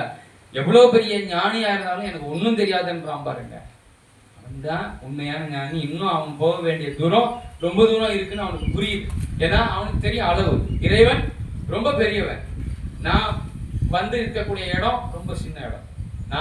நான் வந்து சேர்ந்திருக்கக்கூடிய நிலை ரொம்ப சின்ன நிலை. இன்னும் போக வேண்டிய தூரம் ரொம்ப தூரம் இருக்குன்னு எவன் ஒருத்தனுக்கு அறிவு இருக்கோ அவன் தான் யார் அப்படின்னு கேட்டா ஞானி. அவரை தான் என்ன சொல்றாரு அப்படின்னு கேட்டீங்கன்னா மாணிக்கவாசக பெருமான் புறத்தார்க்கு சேயோன் தன் பூங்கழல்கள் வெல்க. ஏன் எப்ப நான் புறத்துல இருக்கனா அகத்துல இருக்கனான்னு நான் புரிஞ்சுக்கணும். முத அப்படி நான் புறத்துல இருப்பேன் அப்படின்றத நான் தெரிஞ்சுக்கும் பொழுதுதான் பெருமான் எங்க இருக்கான்னு தெரியுது, தூரமா இருக்கான்னு தெரியுது. அப்ப பெருமானே, நான் ஒருவேளை உனக்கு புறத்தானாக இருந்தால் நீ தூரத்துல என்ன பார்க்காம கிட்ட வந்து என்ன இருக்க. பூங்கழல்கள் என்ன பண்ணிடக்கூடாது. பூங்கழல்கள் அப்படின்னு சொல்வதற்கு காரணம் என்ன அப்படின்னா, நான் ரொம்ப தூரத்துல இருக்கேன்றதுனால என் மேல கோபத்துல இன்னும் கொஞ்சம் தூரம் போயிடாத சாமி, என்ன பண்ணிடணும், நீ உன்னுடைய கருணையினாலே, அந்த மலர் போன்ற கருணையினாலே என் அருகே வந்து என்னை வென்று நீ உன்னோட என்னை சேர்த்து கொள்ள வேண்டும். புறத்தார்க்கு சேயோன் தன் பூங்கழல்கள். அப்படி அல்லாது பெருமான் நினைவை இல்லாதவர்களுக்கும் அவன் திருவடிகள் அவனை வென்று என்ன பண்ணுது, அவனை பெருமானுக்கு அன்பர்களாக மாற்றுகிறது. அழகா சொல்றாரு இல்லையா மணிவாசக பெருமான், உனக்கு என்னை அன்பனாக்கினாய் அப்படிங்கிறார். யார் ஆக்க முடியும்? நான் போய் சிவனடியார் ஆக்க முடியாது. நான் போய் பெருமானே எல்லாமே நான் ருத்ராட்சம் போட்டுட்டேயா, நல்லா சட்டை போடுறது இல்லை, நல்லா திருநீர் அணிஞ்சுக்கிட்டேன் சாமி, நான் அடியார் ஆயிட்டேன்னா அது இல்லை. அடியாராக ஒருவரை மாற்றக்கூடிய ஆற்றல் யாருகிட்ட இருக்கு அப்படின்னு கேட்டீங்கன்னா இறைவனிடத்துலதான் இருக்கு. அடியாராக மாறியவன் வாயிலிருந்து தன்னை ஒரு அடியவன் என்று சொல்லிக் கொள்ள மாட்டான். எப்போதும் எப்படி இருப்பான்? சாதாரண ரொம்ப சாதுவாகவே இருந்துட்டு இருப்பான். அவனுக்கு என்னென்ன தன்னை என்ன பண்ணிக்க விளம்பரப்படுத்திக்க தெரியாது. ஏன் அப்படின்னா சின்னங்கள் மூலமாக நான் இறைவனுக்கு அன்பன் அடிமை என்று சொல்லிக் கொள்வதை ஒரு உண்மையான அடியார் விரும்புவதில்லை. உண்மையான அடியார் விரும்புவதில்லை. எதன் மூலமா இந்த உலகம் அவனை அடியவன் என்று புரிந்து கொள்ள வேண்டும் என்று சொன்னமே. ஆனால் அவன் எண்ணங்கள் வந்து எப்படி இருக்கணும்னு கேட்டீங்கன்னா சிவ சின்னங்களாக இந்த சிவ சின்னங்கள் எப்படி அவனுடைய எண்ணங்கள் தான் சிவ சின்னங்களா இருக்கும். சிவ சின்னங்களை வச்சுட்டு நான் ஒரு அடியார்னு நம்ம சொல்லிக்கிறதுல அர்த்தமே கிடையாது. எல்லாத்தையும் போட்டுட்டு போயிட்டு என்னோட நீ பெரிய ஆளா இல்லையா, என்னை விட நீ எனக்கு தெரியாது உனக்கு தெரிஞ்சிருமா அப்படின்ற கேள்வியை கேட்டா கிடையாது. நல்லா புரிஞ்சுக்குங்க. இந்த உலகத்தில் யார் எதற்காக வந்தார்கள் என்பது யாருக்குமே தெரியாது. நல்லா புரிஞ்சுக்குங்க. நான் பயங்கரமா பாடுறவங்க, உனக்கு என்னங்க பாட தெரியும்னு ஒருத்தரை பார்த்து நம்ம ஏகனமா என்ன பண்ணக்கூடாது, பேசவோ சிரிக்கவோ கூடாது. உனக்கு என்னையா தெரியும் திருவாசகத்தை பத்தி அப்படின்னு சிரிக்க கூடாது. பெருமானுக்கு அந்த தெளிவு இல்லாம அந்த உயிரை தேர்ந்தெடுத்து அந்த வேலையை கொடுப்பதில்லை. எல்லா வேலையும் பெருமான் என்ன பண்றாரு, தேர்வு செய்துதான் கொடுக்குறாரு. உன் மூலமா எப்படி நடக்கணும் இந்த அப்படின்னு கொடுக்குறாரு, பிளான் பண்ணி தான் கொடுக்குறாரு. அப்ப அந்த அறிவு எப்ப வரும் அப்படின்னு கேட்டீங்கன்னா பெருமானிடத்தில் நமக்கு நாமே சான்றிதழ் கொடுத்து கொள்ளாமல் நான் இப்பேற்பட்டவன், இப்படியெல்லாம் இறை தொண்டு செய்யறேன் அப்படின்னு நம்மளே சொல்லிக்கலாம். மணிவாசக பெருமான் திருப்பள்ளி எழுச்சியில அழகா சொல்லுவார், எது எமை பணி கொள்ளுமாறது கேட்போம் எம்பெருமான் பள்ளி எழுந்தருளாய். எது எமை பணி கொள்ளுமாறு கேட்போம். என் வேலை என்னையா இன்னைக்கு சொல்லுங்க. நான் லிஸ்ட் எடுத்துட்டு வந்து சாமி இன்னைக்கு நான் அந்த கோயிலுக்கு போறேன் இந்த கோயிலுக்கு போறேன்னு சொல்லல. நேரா வந்து என்ன சொல்றாரு, இன்னைக்கு எனக்கு நீ வச்சிருக்க வேலை என்ன சாமி சொல்லு, அதை நான் செய்யறேன். அதுதான் இறைவனிடத்தில் நம்மை அர்ப்பணித்ததற்கான முழு அர்த்தம். அல்லாது நம்மளா நமக்கு ஒரு லேபிளை போட்டுக்கிட்டு நம்ம ஒரு பேரை வச்சுக்கிட்டு நம்ம ஒரு இதை சொல்லிக்கிட்டு இருக்கிறதுல அர்த்தம் இல்லை. நல்லா புரிஞ்சுக்கணும். ஏன் இதை சொல்றோம் அப்படின்னு கேட்டீங்கன்னா, அந்த நிலையில் நாம் நிற்கும் வரை நாமெல்லாம் யாரு? புறத்தார். நாமெல்லாம் யாரு? புறத்தார். அப்ப அதுல இருந்து கடந்து நம்ம பெருமானே எனது என்பது இங்கு ஒன்றுமே இல்ல சாமி, என்ன வச்சுக்கிட்டு நீ இன்னைக்கு எனக்கு இந்த நிலையை கொடுத்துருக்க, நாளைக்கு என்ன என்னவா மாத்துவேன்னு எனக்கு தெரியாது, திருப்பி தெருக்க எனக்கு அனுப்பலாம், இல்ல இதுல இருந்து அடுத்து வேற ஒரு நிலைக்கு கொண்டு போய் கிட்ட உட்கார வச்சுக்கிட்டனாலும் உட்கார வச்சுக்கலாம், எனக்கு என்னையா தெரியும்? ஏன் ஒவ்வொரு அடுத்த நொடியும் உன்னுடையது, ஒவ்வொரு அடுத்த நொடியும் உன்னுடையது சாமி. அப்படி அடுத்த நொடி உன்னுடையது என்னும் பொழுது நீ என்னை ஒருவேளை புறத்தானாக மாற்றுவதற்குரிய ஒரு செயல் இருக்குமே, ஆனால் புறத்தார்க்கு சேயோன் தன் பூங்கழல்கள் அப்படி நான் உனக்கு புறமாக சென்று விட்டு இருந்தாலும், செல்பவனாக இருந்தாலும் பெருமானே நீ என்ன பண்ணணும்? நீ எவ்வளவு தூரத்துல நின்னாலும் நீ என்ன ஜெயிச்சு, நீ எத்தனை கிலோமீட்டருக்கு அந்தாண்ட நிக்கிறல்ல எனக்கு தெரியாது, ஆனா நீ என்னை புறத்தார்க்கு சேயோன் தன் பூங்கழல்கள், உன்னுடைய பூ போன்ற அந்த திருவடிகள், உன்னுடைய பூ போன்ற அந்த நெறி, உன்னுடைய பூ போன்ற அந்த வழி எனக்கு என்ன பண்ணணும்? எப்போதும் என் அகக்கண்களை விட்டு நீங்காமல் நின்று உன்னையே நான் உன்னை மட்டுமே நான் சேர்வதற்கான வழி எனக்கு தெரிந்து கொண்டே இருக்க வேண்டும் சுவாமி அப்படின்னு கேட்கிறாரு. அதுதான் புறத்தார்க்கு சேயோன் தன் பூங்கழல்கள் கரங்குவிவார் உள்மகிழும் கோன்கழல்கள் வெல்க. கரங்குவிவார் உள்மகிழும் கோன்கழல்கள். கரங்குவிவார், கரங்குவிவார்னா இரண்டு கைகளை எடுத்து என்ன பண்றோம்? இறைவனை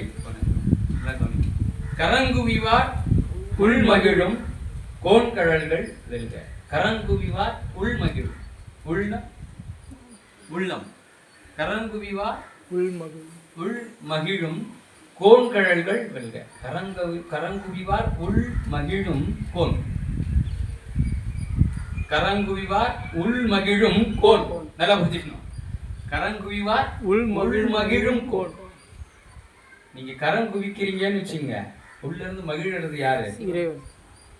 கரங்குவிவார் உள்மகிழும் கோன் கழல்கள். எனக்கு உள்ள இருக்கக்கூடிய என்னுடைய அரசன், அவனுடைய திருவடிகள் வெல்லணும். அப்ப கரங்குவிவார் உள்மகிழும் கோன்கழல்கள் வெல்க அப்படின்னா, அப்ப நம்ம இங்க பலமுறை பேசியிருக்கோம், இறைவன் முன்னாடி போய் நிற்கும் பொழுது எப்படி இருக்கணும்? தன்னை மறந்து தள்ளியா மறைக்குது, தள்ளியா மறைக்குது. எதை பார்க்க போற? எதை பார்க்க போற? யாரையும் திட்ட தேவையில்லை, ஒதுங்கி போன்னு சொல்ல தேவையில்லை, முன்னாடி போய் டிக்கெட்டை வாங்கிட்டு முன்னாடி போய் நின்று பார்க்கணுன்ற அவசியம் கிடையாது. கரங்குவிவார் உள்மகிழும் கோன். நீங்க எங்க நின்றுட்டு கரத்தை குவிச்சு பெருமானே அப்படின்னு சொன்னீங்கனாலே உள்ள இருந்து மகிழ்றானா இறைவன், உள்ள இருந்து மகிழ்றானா இறைவன். எப்பேற்பட்ட நீங்க பெருசா எதையும் செய்ய வேண்டாம், வேற எதையும் பெருசா செய்ய வேண்டாம். பெருமானே அம்மை எனக்கு அருளியவாறு ஆர் வருவார். என்ன ஆவாரு? இவ்வளவு துன்பம் கொடுத்துருக்கோம் அவனுக்கு, இவ்வளவு நல்லது செஞ்சிருக்கோம், இதெல்லாம் சமமா பார்த்துக்கிட்டு என்ன சொல்றான்? அம்மை எனக்கு அருளியவாறு ஆர் வருவார் அச்சுவேன்னு சொல்றாங்க. உள்ள இருந்து இறைவன் நம்ம எந்த நிலைக்கு அவன் வர வேண்டும்னு நினைக்கிறோமோ அந்த நிலையை கொஞ்சம் கொஞ்சமா வராயா. கரங்குவிவார் உள்மகிழும். கரம் எப்படி குவிக்கணும்? கரங்குவிவார் உள்மகிழும். அதுக்கு மேல ரெண்டு கையும் எங்க போயிடும்? தலைக்கு மேல போயிடணும். கரங்குவிவார் உள்மகிழும் கோன்கழல்கள் வெல்க. எப்போ நல்லா புரிஞ்சுக்கணும், இந்த இரண்டு கைகள் மேல போகும் பொழுது பெருமானுடைய துகள்கள் எங்க இருக்கு? அது கீழே. இந்த கை மேல போகும்போது பெருமானுடைய திருவடி துகள்கள் எங்க இருக்கும்? அதுக்கு கீழே. அப்ப பெருமானுடைய திருவடி துகள்கள் நேரம் உள்ளத்துக்குள்ள போய் நமக்கு மகிழ்ச்சியை தரும், பெருமானை உணர்ந்ததற்கான அறிவை தரும், பெருமானை தொட்டதற்கான உணர்வை தரும். கரங்குவிவார் உள்மகிழும் கோன்கழல்கள் வெல்க. கரம் எப்படி குவிக்கணும்? இறைவன் முன்னாடி போய் நின்று அப்படின்னு கேட்டா ஒரு லிஸ்ட்டை கரெக்டாக எடுத்துட்டு போயிட்டு பெருசா போட்டு போயிட்டு நான் ஒரு 20 நிமிஷம் கையை இறக்காம பிடிச்சிக்கிறேன் சாமி, அந்த லிஸ்டெல்லாம் அப்படி படிப்பா, டக்கு டக்கு டக்கு டக்கு, இது வேணும் அது வேணும் இது வேணும் இது வேணும், அத்தனையும் அவர் முன்னாடி சொல்லிட்டு நிக்கிறதுல அர்த்தமே கிடையாது. நல்லா புரிஞ்சுக்கிட்டீங்க. முக்கியமான விஷயம் என்னது அப்படின்னு கேட்டீங்கன்னா, இறைவனை பார்க்கும் பொழுது, இறைவனை தரிசனம் செய்யும் பொழுது, இறைவனை பக்தியோடு வணங்கும் பொழுது உங்களை அறியாமலேயே உங்கள் கைகள் மேலே போனாதான் கரம் குவிந்ததற்கான பொருள். உங்களை அறியாமலே நீங்க உங்களுடைய செயலா இருக்கக்கூடாது. நீங்க செய்யவே மாட்டீங்க. ஒரு சில இடத்துல என்னென்னமோ பெரிய பெரிய பூஜனைகள்லாம் செஞ்சுட்டு இருப்பாங்க. திடீர்னு 2 கையை தூக்குவோம், எதுக்குன்னு தெரியாது. அங்கே தீபாராதனை நடந்திருக்காது, வேற எந்த மந்திரங்களும் சொல்லியிருக்க மாட்டாங்க. ஆனா நம்மையும் அறியாமல் நம்ம கைகள் என்ன பண்ணோம் அப்படின்னு கேட்டீங்கன்னா இப்படி தலைக்கு மேல போகும். அப்படி தலைக்கு மேல போகும் பொழுதுதான் இறைவன் உள்ளிருந்து என்ன செய்யறாரு, மகிழ்கின்றார். ஏன் அந்த இடத்துல இறைவனுக்கு இறைவனுடைய கண்ட்ரோல்ல நம்ம இருக்கோம். இறைவன் நம்மள என்ன பண்றாரு, இயக்கி இந்த 2 கைகளும் மேல தூக்குடா. இந்த 2 கைகளை மேல தூக்கும் பொழுது நீ என்ன பண்ணணும், உன்னுடைய 5 புலன்கள் செயல்படாம நிக்கிற. நீங்க நல்லா யோசிச்சு பார்த்தீங்கன்னா தெரியும். அந்த நிலையில இறைவனிடத்தில் எதுவுமே கேட்டிருக்க மாட்டோம். அப்படி கையை தூக்கும் பொழுது ஒரு விதமான ஒரு அபரிதமான ஒரு உணர்வு மட்டுமே நம்ம கிட்ட இருக்குமே தவிர நான் இறைவனை இது தரிசனம் பார்த்துட்டேன், அதை பண்ணிட்டேன், இதை பண்ணிட்டேன், இல்லை அதை செய்ய போறேன், இதை செய்ய போறேன்ற எந்த விதமான எண்ணங்களும் இருக்காது. அப்ப கரங்குவிதல் என்பது என்னது அப்படின்னு கேட்டீங்கன்னா, இறைவன் நம்மளுடைய 2 கைகளையும் தூக்கி மேல இப்படி வச்சுட்டு என்ன பண்றாரு, அவரிடத்தில் நம்மை ஆழ்த்துகிறார். அவருடைய திருவடிக்கு நம்மள என்ன பண்றாரு, உள்ள கொண்டு வராரு. அப்படின்றதா என்னது அப்படின்னு கேட்டீங்கன்னா, கரங்குவிவார் உள்மகிழும் கோன் கடல்கள். யார் அவன்? அந்த அரசன் என்ன பண்ணுவான், நம்மள அரசன்னாலே என்ன அர்த்தம், ஆள்பவன் அப்படின்னு அர்த்தம். அவனுக்கு நம்ம யாரு, அடிமை என்பது அர்த்தம். நல்லா புரிஞ்சுங்க. நாம அடிமை என்ற உணர்வோடு தான் சிவபெருமான் முன்னாடி போய் நிக்கணும். ஆனா சிவபெருமான் எந்த ஒரு உயிரையும் அடிமையாக பார்ப்பது இல்லை. நமக்கு இருக்க வேண்டிய பண்பு அது. நம்ம இறைவன் முன்னாடி போயிட்டு பெருமானே உனக்கு நான் ஆளானவன் அப்படின்ட்டு போய் நிக்கணும். புரியுதுங்களா? ஆனா அவன் அப்படி எல்லா உயிர்களையும் அப்படி பார்க்கறது கிடையாது. எல்லா உயிர்களையும் எனக்கு அடிமைன்னு பார்க்கறதே கிடையாது. அவன் எல்லா உயிர்களுக்கும் சமமானதே ஒரு இதை கொடுக்குறான், தலத்தை கொடுக்குறான். சமமான தலத்தை கொடுத்து அந்த தலத்துல அதுங்கெல்லாம் பயணம் செய்து அவனுடைய திருவடியை அடைவதற்கான வழிவகையை இறைவன் நமக்கு அமைத்து கொடுக்கிறான். எப்பங்க அப்படின்னு முதல் நிலை நமக்கு என்னன்னா, முதல்ல வேகம் தடுக்கப்பட வேண்டும். அதுக்கடுத்து ஞானம் பெற்று பிறவா நிலையை நம்ம பெறுவதற்குரிய இரவா நிலையை நாம் பெறுவதற்குரிய தகுதியை அடைய வேண்டும். அதுக்கப்புறம் நான் அப்படி ஒருவேளை நான் எங்கேயாவது வெளியே போனாலும் பயப்படாத அப்படின்றார் மாணிக்க வாசக பெருமான். இன்னைக்கு எத்தனையோ பிறவியில எந்தெந்த மதங்கள்லயோ பிறக்க வச்சிருப்பார், எந்தெந்த இறைவனையும் வணங்க வச்சிருப்பார், இறைவனை வணங்காமையும் வச்சிருப்பார், வேறொரு ஜீவனாக பிறக்க வச்சிருப்பார். ஆனாலும் என்ன பண்ண போறோம், எந்த பிறவியை எடுத்தாலும் எல்லா பிறவிகளிலும் அந்த உயிர்களுக்குள்ள அவர் நிலையா நின்று அந்த உயிர்களை அடுத்த நிலைக்கு நம்மள கொண்டு போறவர் அவர் தான். அதனால புறத்தாருக்கு சேவனாக இருக்கவன் கூடிய அந்த பூங்கழல்களை வெல்கன் அவரு கரங்குவிவார் உள்மகிழும் கோன்கழல்கள். கரங்குவிவார் யாரெல்லாம் இறைவன் முன்னாடி நின்று தன்னை மறந்து இறைவனை நினைந்து, இறைவனுடைய நினைவு எப்போ வருகிறதோ அப்ப தன்னால என்ன பண்ணுவாங்க, தன்னுடைய கரத்தை குவிக்கிறார்கள். அப்ப இறைவன் எங்க இருக்கான், அவன் மகிழும் அளவிற்கு அவன் மீது அன்பு. அந்த கரங்குவித்தல் என்பது ஒரு முக்கியமான செயல். கரங்குவிவார் உள்மகிழும் கோன்கழல்கள். பெருமானே நீ என்ன பண்ணிடணும், யாரெல்லாம் நீ உள்ளம் மகிழும் அளவிற்கு கரங்களை குவித்து உன் முன்னாடி நிற்கிற. எப்பங்க அவன் உள்ள மகிழும், எப்ப அவன் உள்ள மகிழும், வேண்டும் பரிசு ஒன்று உண்டு எண்ணில் அதுவும் உந்தன் விருப்பன்றேன்னு போய் நின்னா அவன் உள்ள மகிழும். சரணாகதியா போய் நிக்கணும். அதுதான் சரணாகதி. அந்த நிலை அதுதான் அவர் சொல்றாரு, கரங்குவிவார் உள்மகிழும் கோன்கழல்கள் வெல்க. எப்ப அந்த கரம் குவிக்கக்கூடிய உயிர்கள் உன் உள்ளம் மகிழ்கின்ற நிலையில் கரத்தை குவித்து உன் முன்னாடி வந்து நிற்கிறதோ அந்த பெருமானுடைய அந்த கோன்கழல்கள் என்ன ஆகணும், எப்போதும் இந்த மனசுல அந்த நிலையை தவிர வேற எதையும் தரக்கூடாது இறைவா. சிறங்குவிவார் ஓங்குவிக்கும் சீரோன் கடல் வெல்க. சிறங்குவிவார் ஓங்குவிக்கும் சீரோன் கடல் வெல்க. சிறங்குவிவார் அப்படின்னா தலை. 2 கரணங்களை இந்த வெல்கையில அவர் சொல்லிடுறாரு. ஒண்ணு வந்து என்னது அப்படின்னு கேட்டீங்கன்னா கரம், இன்னொன்னு வந்து சிரம். இது 2மே ரொம்ப முக்கியம். இறைவனை நாம் உணர்வதற்கு, இறைவனோடு நாம் உறவாடுவதற்கு இது 2மே நமக்கு ரொம்ப முக்கியம். சிரம் குவிவார் ஓங்குவிக்கும் சீரோன் கடல் வெல்க. சிரம் குவிவார் அப்படின்னா கரம் குவிக்க முடியும். சிரம் குவிதல் என்பது வேறு, குனித்தல் என்பது வேறு. நல்லா புரிஞ்சுக்கணும். குவித்தல் என்பது வேறு, குனிதல் என்பது வேறு. நல்லா புரிஞ்சுக்கணும். குனிதல் நாமளா செய்யறது. கரம் குவிவார் அப்படின்னு சொல்றாரு. இன்னும் அடுத்த வார்த்தை அடுத்த வரிகள் என்ன போடுறாரு அப்படின்னு கேட்டீங்கன்னா, சிரம் குவிவார் ஓங்குவிக்கும் சீரோன் கடல் வெல்க. சிரம் குவிவார். குவிதல் அப்படின்னு என்ன அர்த்தம்? ஒரு இடத்துல சேர்க்கிறது. சிரம் குவிவார் அப்படின்னா எல்லாருக்கும் எத்தனை தலை இருக்கு? ஒரு தலை தான் இருக்கு. சிரம் குவிவார் ஒண்ணு சேர்க்கிறது. சிரம் குவிவார் ஓங்குவிக்கும் சீரோன் கடல் வெல்க. சிரம் குவிவார் அப்படின்னா என்னது அப்படின்னு கேட்டீங்கன்னா நல்லா புரிஞ்சுக்கணும். இந்த சிரம் எப்பேற்பட்டது அப்படின்னு கேட்டீங்கன்னா, ஏற்கனவே சொன்னது போல இந்த சிரத்துக்கு மேல என்ன இருக்கு?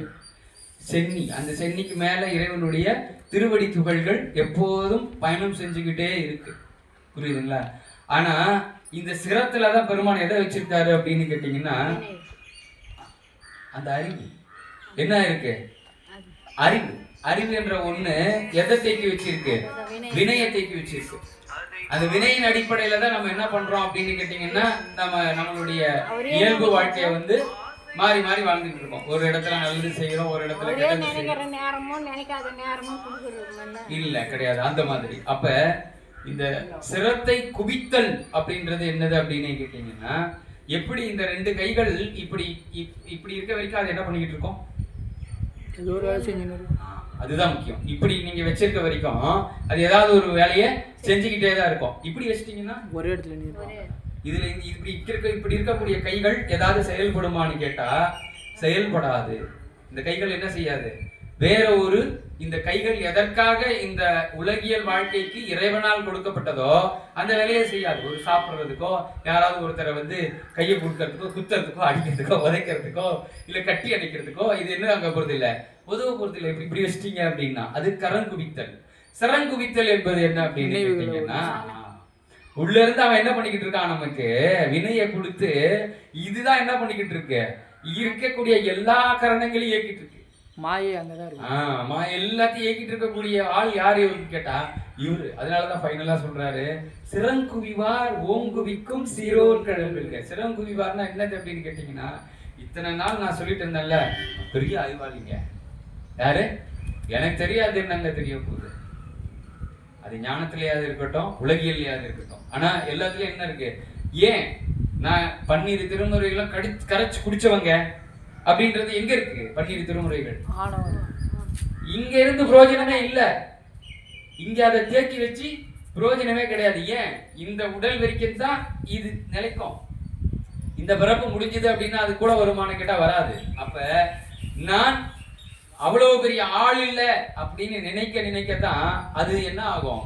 அடுத்த பிறவின்னு ஒண்ணு இருந்தா அடுத்த பிறவியிலயும் நம்மோடு அது கூட வரும். நல்லா புரிஞ்சுக்குங்க. அந்த ஆணவம் என்பதை, ஆணவம், கண்மம், மாயை அப்படி எல்லாம் அதை எல்லாத்தையும் தேக்கி வச்சிருக்கக்கூடிய இடம் எது அப்படின்னு கேட்டீங்கன்னா இந்த சிரம்.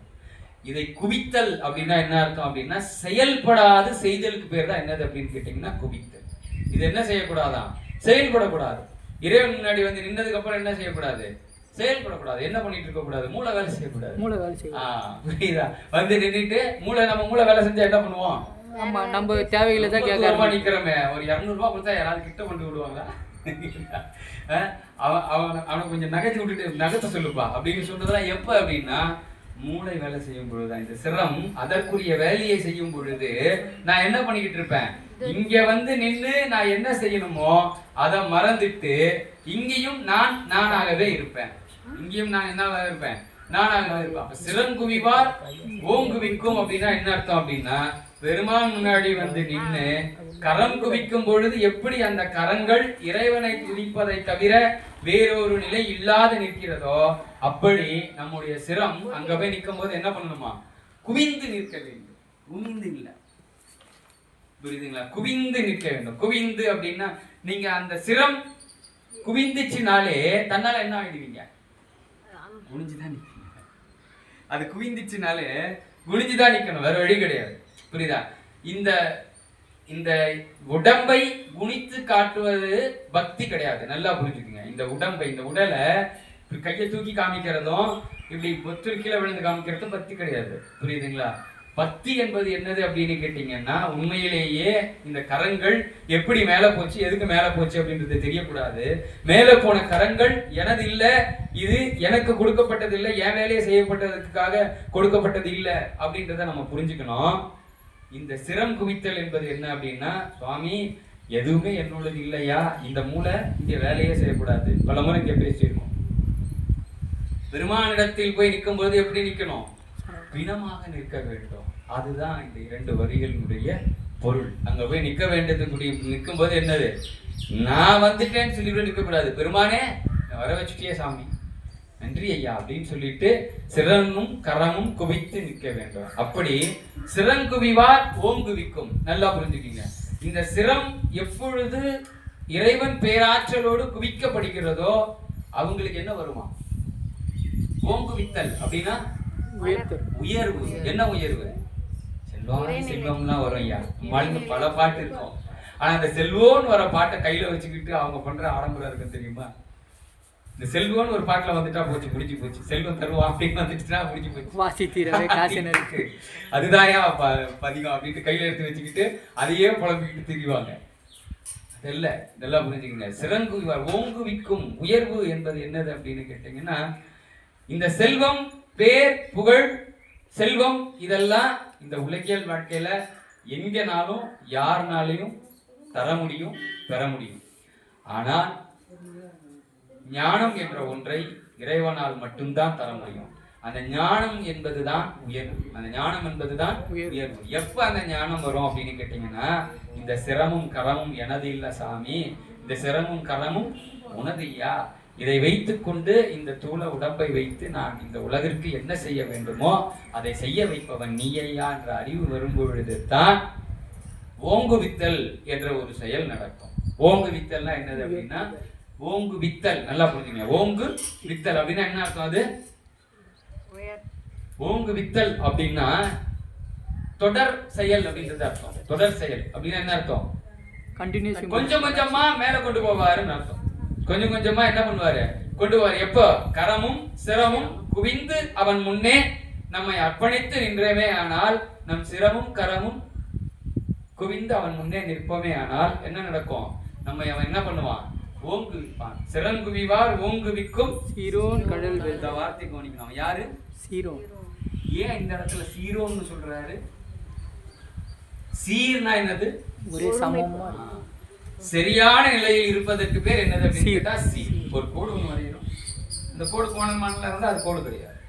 அந்த கோடு நேரா இருந்தா என்ன சொல்லுவோம்? சீரா போட்டுட்டாங்க. கரெக்டா ஒரு தளம் போட்டிருக்காங்க, தர போட்டிருக்காங்க. இந்த தரம் மேடு பள்ளமா இருந்தா சீரா இல்ல.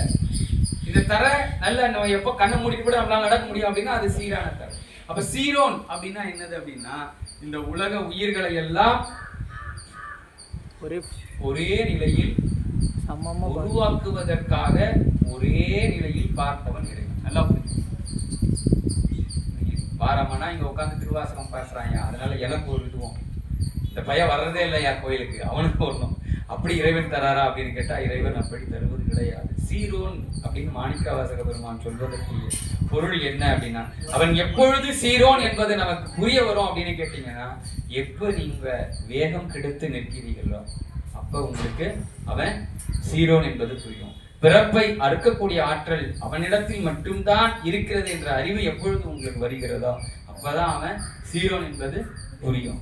எப்ப உங்களுக்கு அவன் நான் புறத்திலேயே நின்றாலும் அவன் தூரமா இருந்தாலும் என்னை தேடி வந்து ஆள்பவன் என்பது எப்போ உங்களுக்கு புரிகிறதோ அப்பதான் அவன் உங்களுக்கு சீரோனாக தெரிவான். என் கரம் குவிந்து அவனை நான் என்னை வணங்க வைத்து அவன் உள்ளம் மகிழ்கிறான் என்பதை எப்போது நீங்கள் தெரிந்து கொள்கிறீர்களோ அப்பொழுது உங்களுக்கு சீரோனாக தெரிவான். எப்பொழுது உங்களுடைய சிறங்குவிவார் என்னுடைய சிரத்தை குவிந்து நான் நிற்கும் பொழுது அவன் என்னை ஓங்குவிக்கிறான் என்ற அறிவு எப்பொழுது உங்களுக்கு தெரிகிறதோ அப்பொழுது சீரோன் கழல்கள் அப்படின்னு சொல்வதற்கு காரணம் சிறங்குவிவார் ஓங்குவிக்கும்.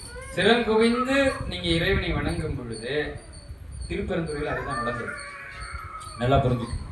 மணிவாசக பெருமான் பாதகுரராக வராரு. அங்க ஏற்கனவே நிறைய அடியார்கள் அங்க இருக்காங்க. எல்லாரையும் விட்டுட்டு இவரை கூப்பிட்டு இவருக்கு தீக்கைகள் கொடுத்து உபதேசம் பண்ணி இவருக்கு ஞான உபதேசம் கொடுத்து இவரை மணிவாசகன் என்று பெயர் சூட்டி இவர் வாயால் திருவாசகத்தை வாய் மலர வைக்கிறார் சிவபெருமான். அங்கிருந்த அடியார்கள் எல்லாம் இதை கண்டு வெறுப்பானாங்களான்னு கேட்டா கிடையாது. வெறுப்பானாங்களா? என்னையா நாங்க இருக்கோம், உனக்கு பூஜனைகள் செஞ்சு பணிவிடைகள்லாம் செஞ்சுக்கிட்டு இருக்கோம், இந்த ஆளு நல்லா கிரீடெல்லாம் போட்டுக்கிட்டு நல்லா ராஜ உடையதான் உள்ள வரான், நேற்று வந்தவாங்க அவனை கூப்பிட்டு நீ இதெல்லாம் செஞ்சுட்டு இருக்கியன்னு கேட்டா காரணம் அங்க எப்படி அப்படி இது நடந்தது அப்படின்னு கேட்டீங்கன்னா, அங்க இருந்த அனைத்து அடியார்களுடைய கரம் குவிந்தது, சிரம் குவிந்தது. இந்த ரெண்டுமே என்ன பண்ணிட்டு இருக்குது? தன்னிலை மறந்து அங்க நிற்குது. தன்னிலை மறந்து நிற்கும் பொழுது இறைவன் செய்யக்கூடிய எல்லா செயல்களையும் ஆனந்தமாக அனுபவிக்குமா. அப்படி அவருக்கு அங்க உபதேசமும் தீக்கைகளும் அளிக்கப்படும் பொழுது அங்கிருந்த அடியார்கள் எல்லாம் என்ன பண்ணிட்டு இருந்தாங்களாம், ஆஹா எப்பேற்பட்ட ஞானி, எப்பேற்பட்ட அறிவாளியா இருந்தா, எப்பேற்பட்ட புண்ணிய ஆத்மாவாக இருந்தால் அந்த புண்ணிய ஆத்மாவை இறைவன் ஆட்கொண்டு இத்தனை உபதேசங்கள் கொடுத்து இப்பேற்பட்ட வேலையை அவர்கிட்ட கொடுக்குறாரே சாமி அப்படின்னு சொல்லிட்டு புலாங்கிதம் அடைகிறதாம், புகழ்கிறதா, சந்தோஷம் அடைகிறதா. அந்த நிலைக்கு பேர் தான் என்னது அப்படின்னு கேட்டீங்கன்னா கடன் குவித்தல், சிறன் குவித்தல். நல்லா புரிஞ்சுக்கோங்க. நம்ம எப்பயும் பண்ணிட்டு இருக்கக்கூடிய எப்படியும் இப்படியும் கிடையாது.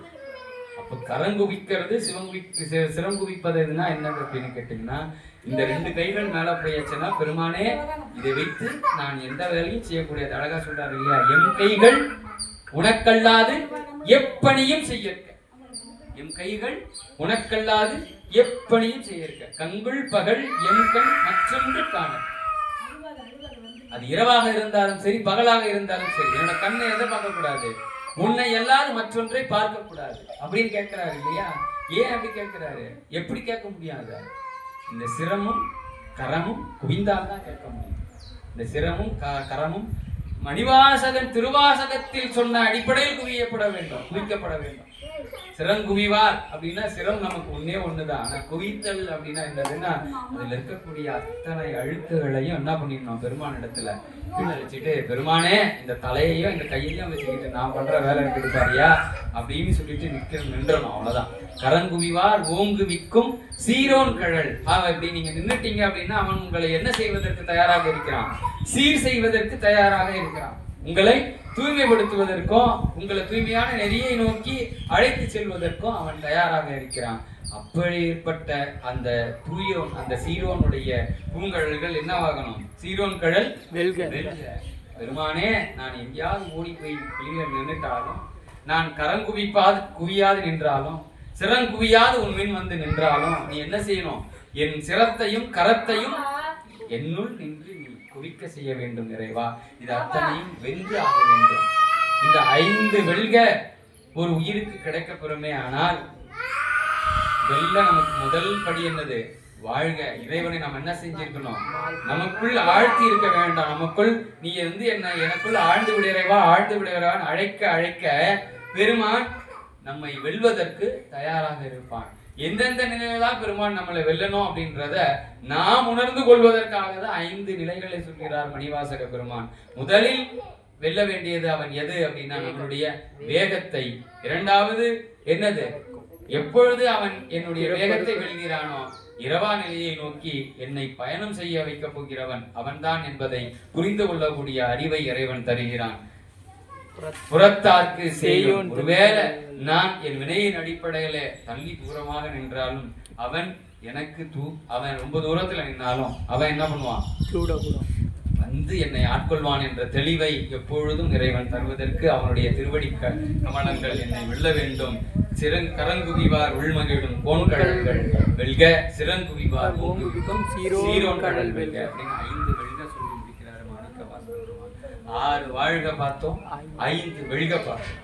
இந்த 6, 5, 8 அடுத்தது என்ன இருக்கு? 8 போற்றி இருக்கு.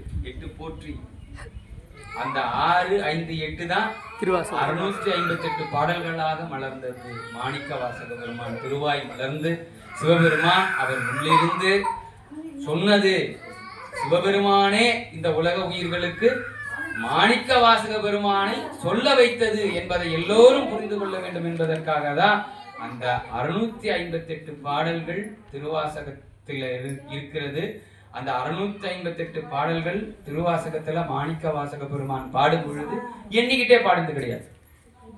500 பாடிட்டையா, அடுத்து நாளைக்கு 550வது பாடப்பேன், நாளைக்கு 600வது பாடப்பேன் அப்படின்னு எண்ணிட்டு பாடினாரா? இல்ல. 658ல ஏன் வந்து நின்றுச்சு அப்படின்னா, இது இறைவன் தான் இந்த உலக உயிர்களுக்கெல்லாம் சொன்னான் என்பதை இந்த உலக உயிர்கள் ஒரு நாள் தெரிந்து கொள்ள வேண்டும் என்பதற்காக 6 வாழ்கையை மாணிக்க வாசக பெருமான் திருவாயால் சொல்ல வைத்து, 5 வெள்கையை மாணிக்க வாசக பெருமான் திருவாயால் சொல்ல வைத்து 8 போற்றிகளை சொல்கிறார் சிவபெருமான். 8 போற்றிகளை மாணிக்க வாசக பெருமான் சொல்ல வைக்கிறார் சிவபெருமான்.